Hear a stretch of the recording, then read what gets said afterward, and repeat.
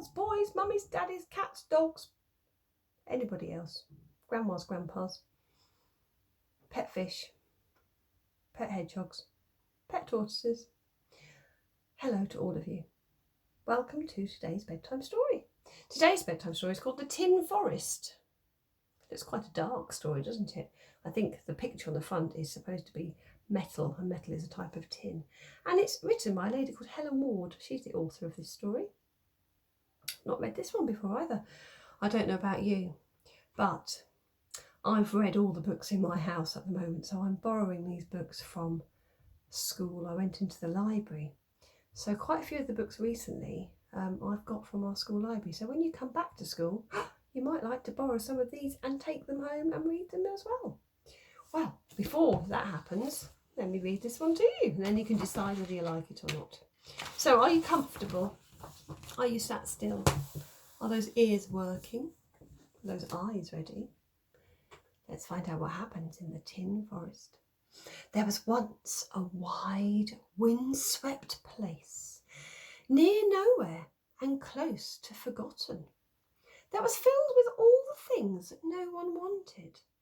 Right in the middle was a small house with small windows that looked out on other people's rubbish and bad weather.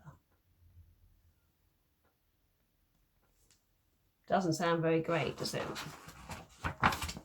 In the house lived this old man. Every day he tried to tidy away the rubbish, sifting and sorting, burning and burying. And every night the old man dreamed. He dreamed he lived in a jungle full of wild animals. There were colourful birds, tropical trees, exotic flowers, toucans, tree frogs and tigers.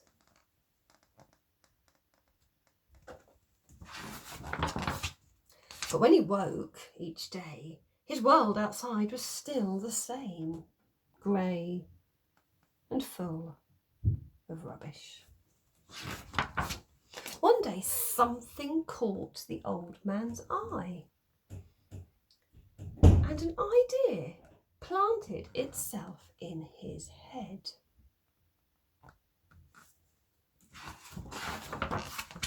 The idea grew roots and sprouted. Feeding on the rubbish, it grew leaves, it grew branches, it grew bigger and bigger. You see what he's building? Under the old man's hand, a forest emerged. A forest made of rubbish, a forest made of tin. It was not the forest of his dreams, but it was a forest just the same.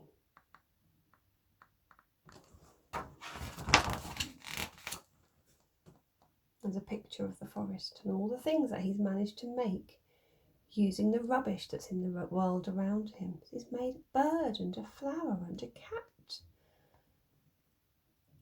and a toucan and a butterfly and a tree and a leaf. Wow, how amazingly clever is this man? Then one day, across the wind-swept plain, the wind swept a small bird. The old man spilled crumbs from his sandwiches onto the ground. The bird ate the crumbs and perched to sing in the branches of the tin tree. The next morning, the visitor was gone.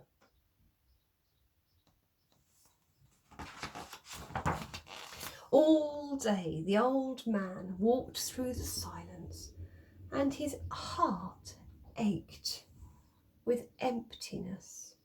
That night, by moonlight, he made a wish.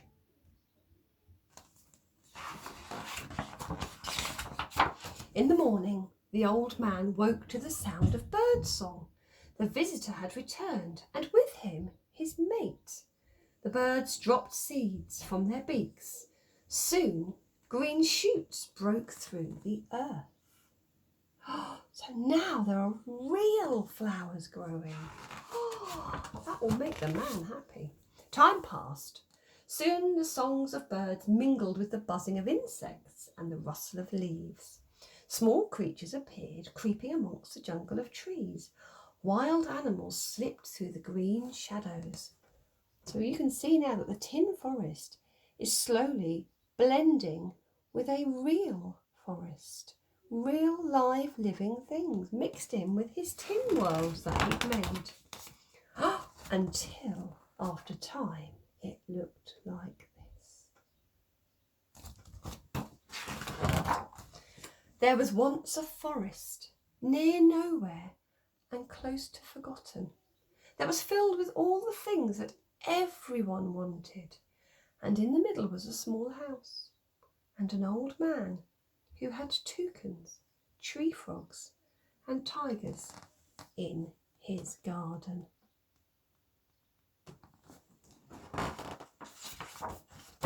Oh, how lovely.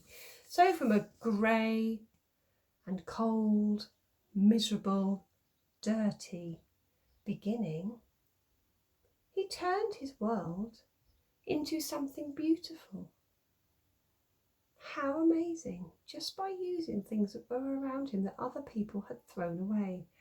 And then his world turned from grey and dark to bright and colourful and beautiful, with living things around him.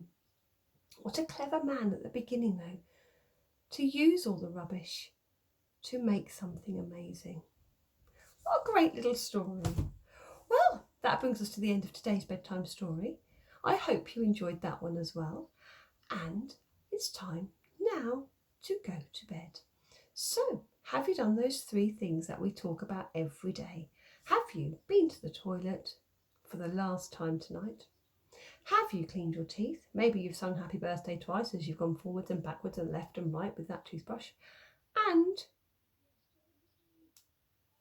have you got ready for bed in whatever you wear? I'm sure you have.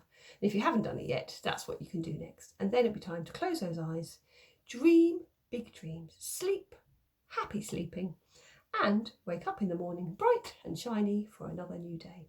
So from my house to your house, good night, girls and boys. Sleep well. See you tomorrow. Bye-bye.